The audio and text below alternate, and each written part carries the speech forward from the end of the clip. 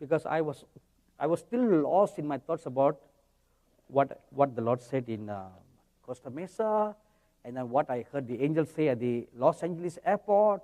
I was just troubled by all that, you know. And when I reached the hotel, I was still pondering those words. What does it mean? I will devastate. He didn't use the word destroy. I clearly remember the word. God used the word devastate, not destroy. Destroy means make a complete end. Devastate means cause damage. To wake you up to think. To wake you up, devastation is a forerunner to destruction. Before destruction comes, it shakes you up. Come on, wake up. It's a shaking, devastation. So I tried to remember, and I Googled this morning, Houston flooding. And a whole bunch of articles came up. Then I saw, oh my God, this happened recently, right? In the month of May, when there was a great flooding in the city. And not only that, before this great flooding, the first major great flooding in Houston took place in 1935. That was the first time there was a massive, great flooding in Houston, and it devastated. And the news media uses the same word, devastation. So it seems that there is a history of flooding in Houston, and it is an instrument used by God. If you remember that we read in Revelation chapter 14, verse 7, that the judgments of God comes upon the waters and the fountains and the rivers. You know, God removes the boundaries and the waters overflow. They overflow. Even the seas. The Bible says God puts a command, so much you can come.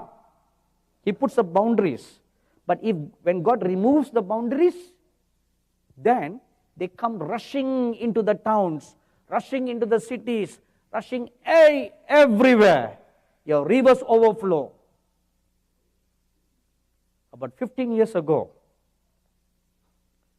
I was in St. Louis. That was my first visit to St. Louis.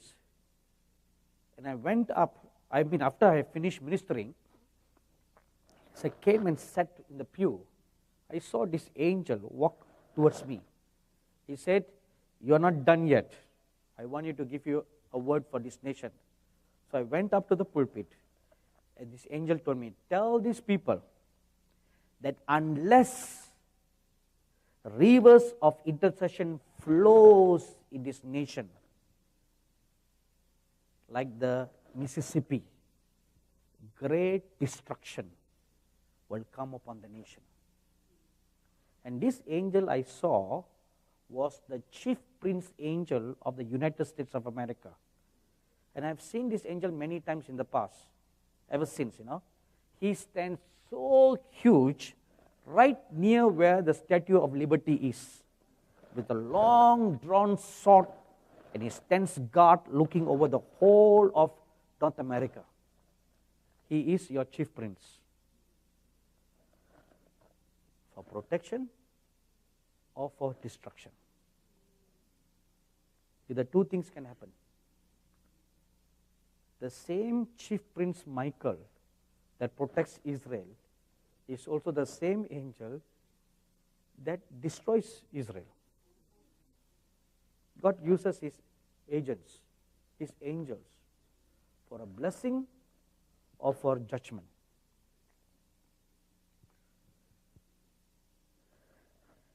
The sins of USA are more than the sins of others. If you read Ezekiel chapter 5, verse 6, my dearly beloved brothers and sisters, the nature of God is like this. Before God judges, he sends his prophets to warn. So many prophets, not only those who are from outside the US, even from American prophets, true prophets, not those who just explain away everything. You don't want to hear those prophets. True prophets. God raised them up to warn the nation of judgments.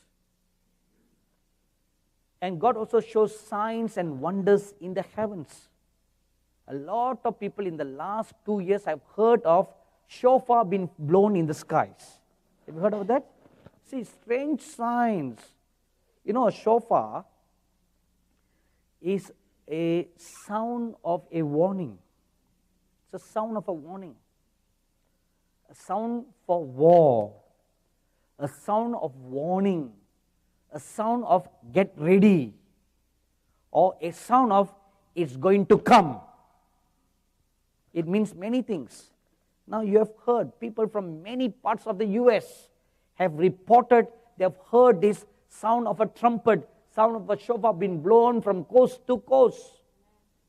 God has spoken through His prophets. God has spoken from the heavens. What more do you want? Two immutable, unchangeable evidences, voices that God has spoken. But what do we do? Most pastors, most teachers, many false prophets, false pastors, false teachers in your great nation just brush away all that. Oh, no, this is not God's judgment. God is a good God. God is that. God is this. You just brush away everything. If you read Acts chapter 12, let me give you an example. Acts chapter 12 verses 1 to 15. Peter was in prison. And the whole church was praying for his release. They did not engage an attorney to fight his case, which we popularly do. The sooner we learn biblical patterns, the greater will be our victory. Rather, the whole church fasted and prayed day and night. A chain prayer was done by the church for Peter's release. And God heard his prayer, and an angel was sent to set Peter free. Now Peter came out of the prison, and he came to where all these believers were congregated. He knocked on the door. So people heard a knock on the door, and the servant went and said, "Who goes there?" So Peter said, "It is I." And this girl recognized Peter's voice. You will know your own voice, don't you? So she recognized Peter's voice. She was shocked. She ran back in without opening the door. She said, "It's Peter! He's there!" Now look at how the church reacted. This is the church that was praying day and night for his release.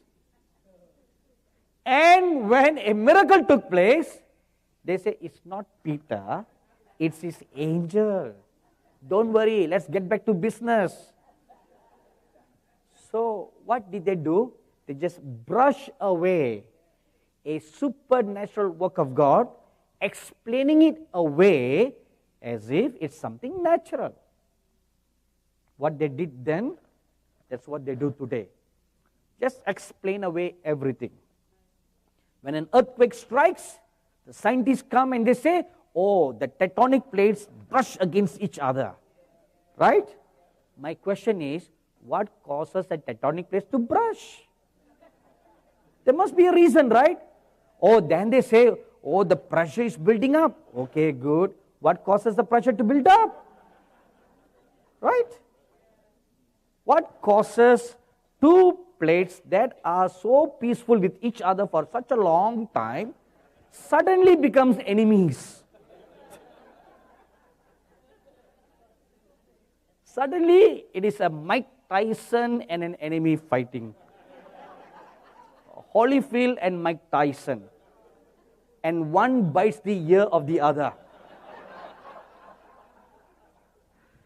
Nobody forgets that till today, you know. Right? So what causes the plates to brush against each other? There must be some reasons, right? You know, I have seen And I have another wonderful prophet of God in India who has seen the angels stamping their foot down on the ground, and that causes the shaking of the plates. Nothing happens just by itself. It must be triggered, right? So before God sends judgment, He warns us. And the Bible tells us in Ezekiel chapter 7 verse 9, when the day of His judgment comes, when He lifts up His hand to judge, He will not spare, neither will His eyes show pity. When it is marked for judgment, it's marked for destruction, He will not spare any longer. And what I fear for you very much now is what just happened yesterday, the Supreme Court judgment. It has thrown open the nation for God to look at her and judge her. You know, I remember hearing from a very, very respectable prophet of God from the US who received a word from God like this. Among the many words that he has received, many things have come to pass. And one word was, the day you see the gays and the lesbians coming out of the closet, that is the day, the last days. Means they are no more hidden. They no more keep their shameful, sinful life a secret. They come out of the closet and they're making an open claim to that. Unashamed. Openly saying, this is what? So what? It's good. Right? From small, I had a womanly kind of instincts. So right now, I've decided to change my gender from a male to a female. That made news, right? You know who I'm talking about. That made news and waves. Now, look, a celebrity like that, when they come out and make a statement like that, you know, those are the devil's prophets. They are the devil's apostles and the devil's prophets.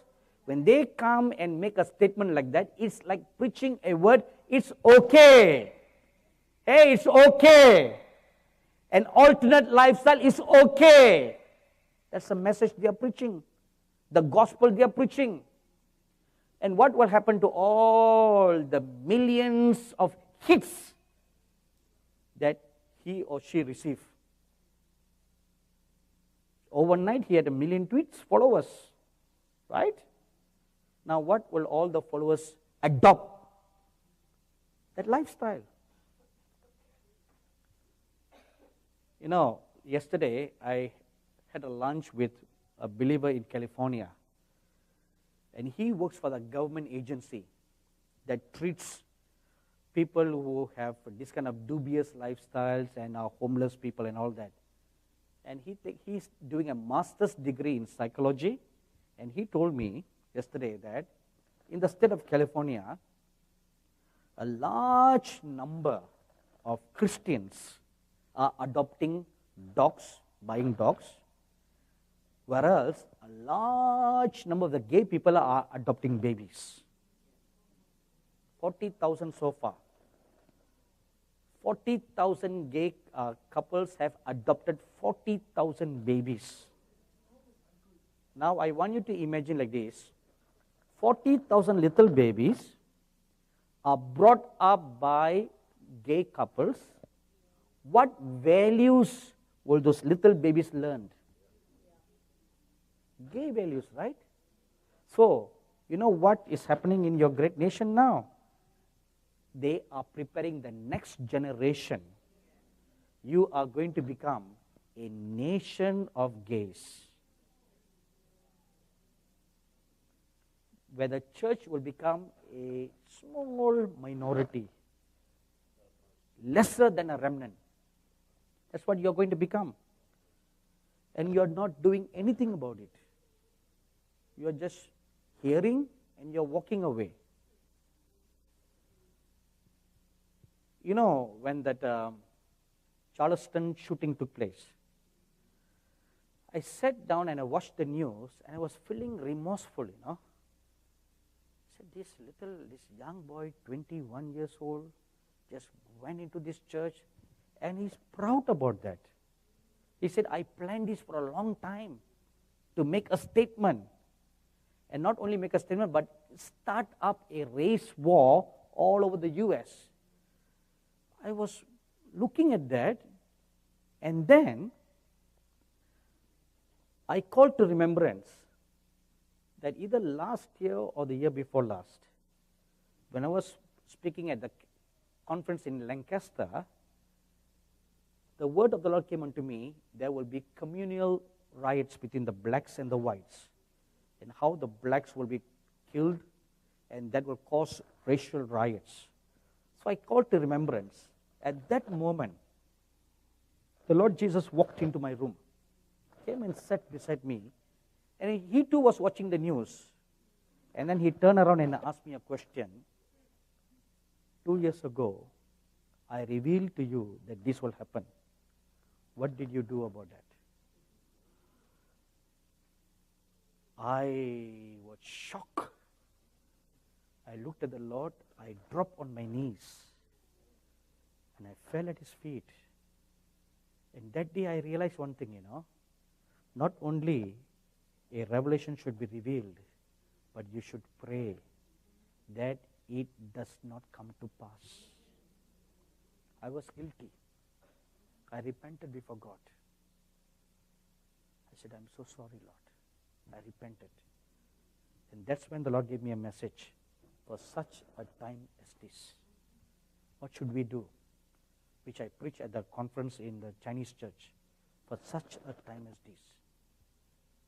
Then the Lord began using Esther's example. He elaborated to me. A warning was given to Esther. What did she do? She did not walk away. She did something about it. She fasted, she prayed. As a result, the destruction was averted. If the 600 people who heard your prophecy that day had done something about it, prayed that there won't be a racial riots, that killing would not have taken place. That incident in Ferguson would not have taken place. None of the whites killing the blacks would have taken place. The riots in Ferguson, the killing in Charleston would not have taken place. But what are we doing? You know what? Let me tell you honestly, okay? People like you are. See, when I say people like you, please forgive me. I don't mean that I'm better than you. Please don't think like that. Remnant people like you all, who go to such meetings like this, good people like you all, who don't want to hear sugar-coated message. But you know a mistake you make? You hear, you just walk away. You are worse than those who hear a sugar-coated message. You are worst. Because you hear, you know, what did you do about it? You heard it. What did you do about it?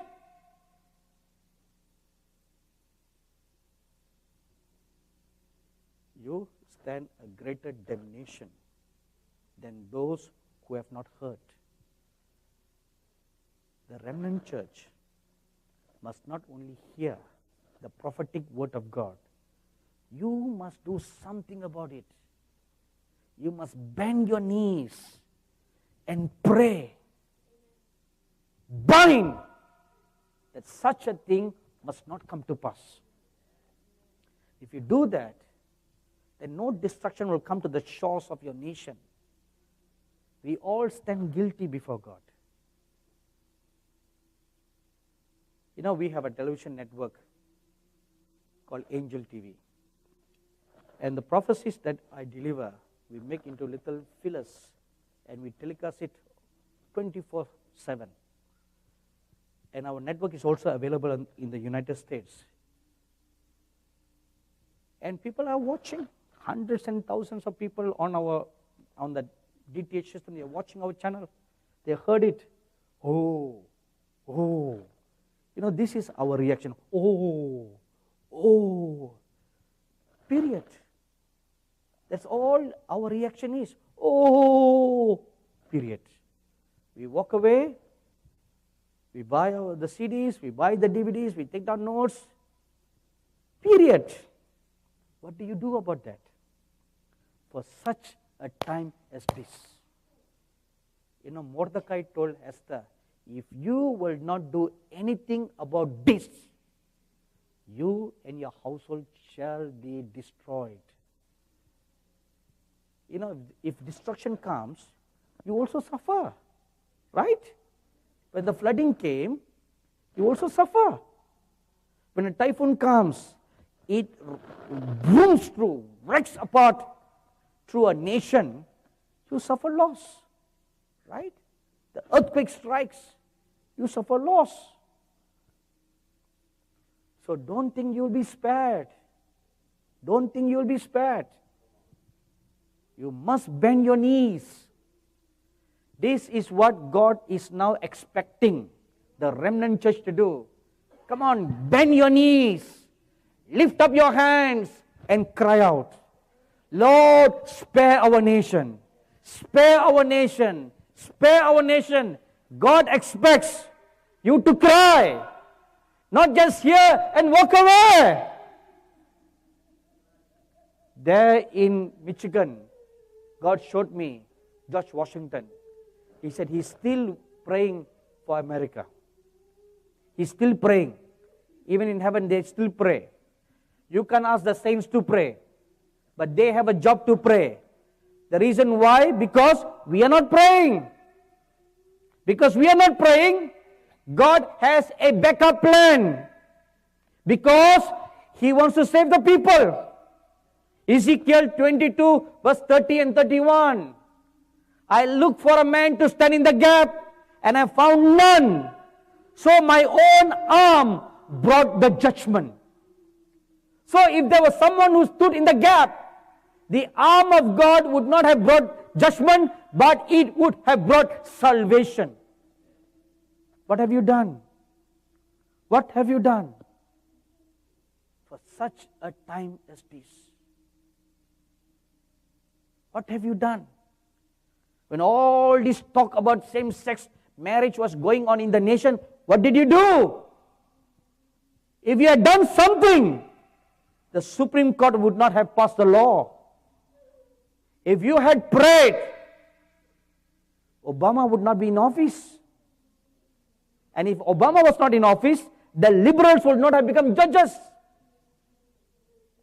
2008, before the elections, I was in Louisiana.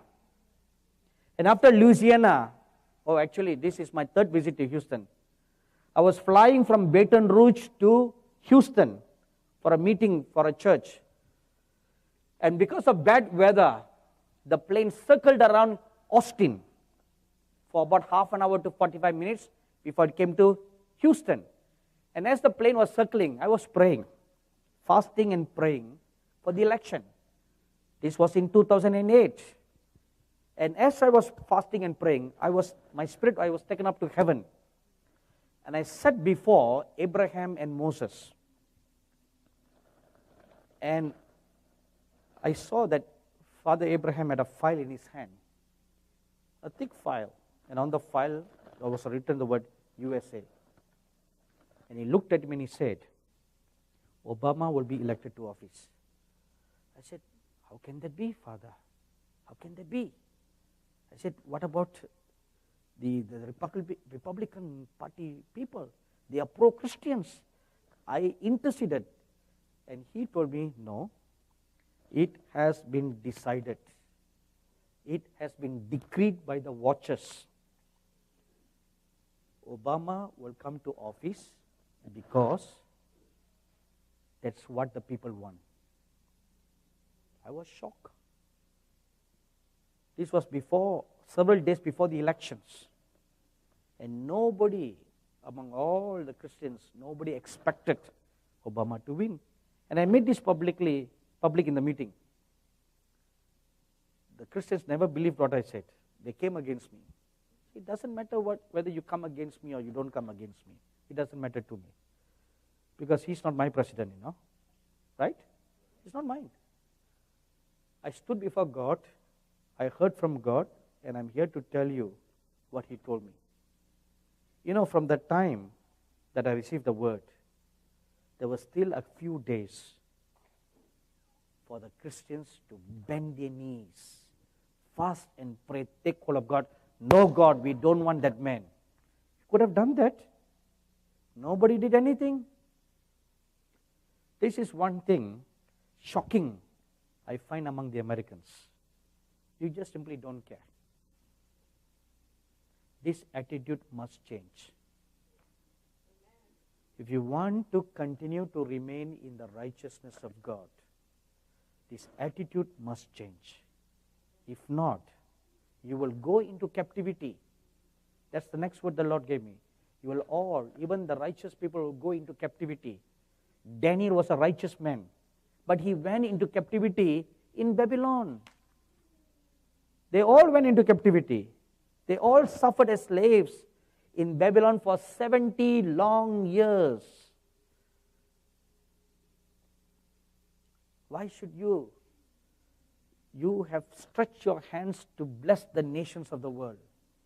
You have been so liberal to give to the nations of the world. God prospered you, and you did not hoard the wealth to yourself. America has been a great giving nation. You have been so generous. You bless Israel. But now you are turning against Israel. And you have given to the nations of the world.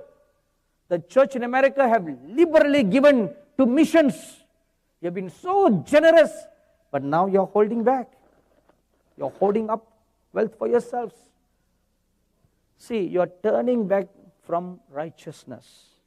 Instead of following God, you are turning back, turning your back against God.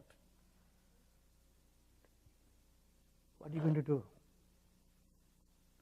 Are we going to just sit and allow the gays to rule this nation? You must do something. You can do something. The remaining 2 years before your next election, you must do something. You must fall on your face. You must take hold of the horns of God. You must cry out to God, Lord, give not the blessings in your nation to shame, Lord. You bless this nation. Don't let this nation be put to shame. You should cry out to God. You should take hold of God. This is your destiny. For such a time as this, you are called. What are we going to do? Let's stand up for prayer.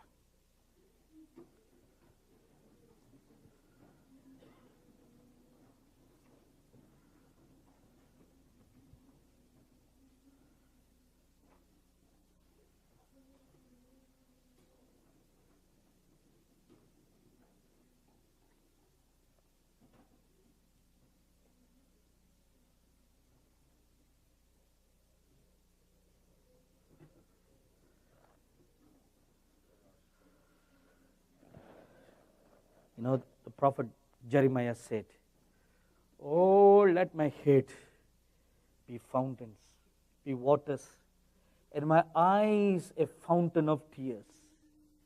Let the tears flow, that I may weep and pray for the perishing daughters of Jerusalem. Will you weep and pray for your nation? Will you weep and pray? Will you take hold of God? Will you cry unto God that this great nation, founded on righteousness, founded on truth, founded on the goodness of God, will be spared? Will you cry? Lord, spare our nation, Lord. Spare your heritage. Come on, cry out to God. You beat upon your breast. You let your tears roll. You cry out to God now. You cry out to God now. Your cries, your tears, your intercessions avails much.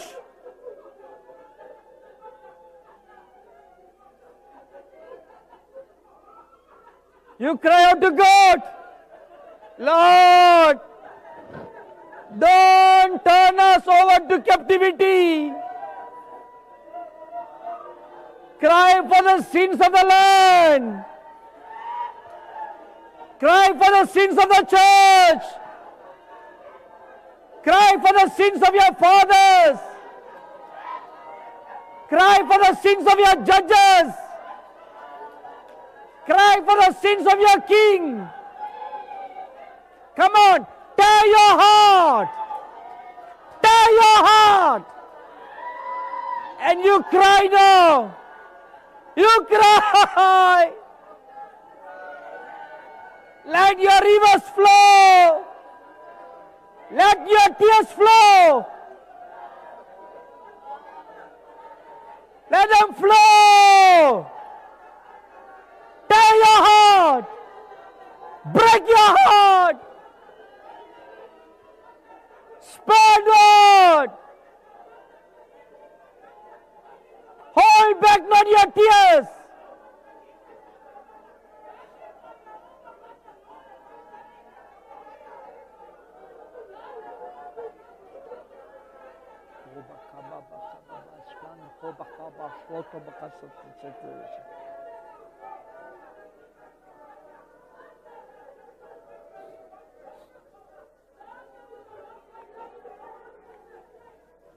Shakor had seke pasat. O makas la hava kabasat. O kes lo hava kabasat. O mekish to bakabasat. O kababas landa bakabasat. O bakasat to bakasat. Mishot ho bahak se to bakasat. Me habis takhala bakabas to bakasat. Ho hoks let the big city.